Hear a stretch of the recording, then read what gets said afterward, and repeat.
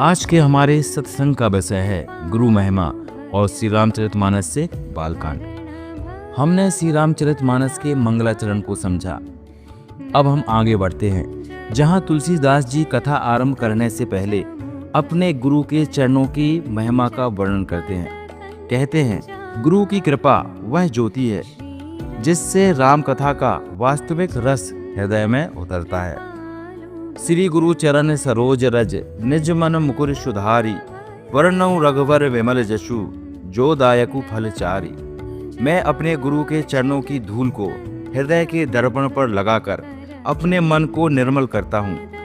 फिर मैं श्री रघुवर के निर्मल और पवित्र यश का वर्णन करता हूँ, जो धर्म, अर्थ, काम और मोक्ष इन चारों फल को प्रदान करता है। भक्तों, तुलसीदास जी का यह दोहा राम कथा का द्वार है। गुरु की वाणी से जब मन का दर्पण साफ होता है, तभी भगवान के चरित्र हृदय में उतरते हैं। गुरु वंदना केवल परंपरा नहीं, यह दिव्य ऊर्जा को ग्रहण करने का माध्यम है।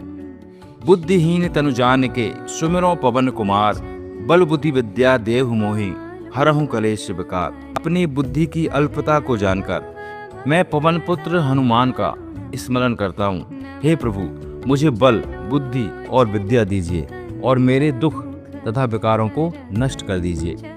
यह चौपाई केवल प्रार्थना नहीं, यह मनुष्य की विनम्रता का प्रतीक है। जब हम अपनी कमी स्वीकार कर लेते हैं, तभी दिव्य शक्ति हमारा हाथ पकड़ती है। हनुमान जी संकट मोचन है, उनका स्मरण मन की गुफा में प्रकाश भर देता है। जय गिरजापति दीन दयाला, सदा करत संतत प्रतिपाला। हे गिरजापति शिव, आप दीनों पर अत्यंत दयालु हैं। आप सदैव भक्तों की रक्षा और पालन करते हैं। कृपा कर कथा के मार्ग को मंगलमय बनाइए। गिरजा कहूँ सुन सुत बौरी, जेहि भवन भाव ना बिसरे मोरी। सो मनु जाहि राम पद लागा, ताहि लगत जीवन फल भागा।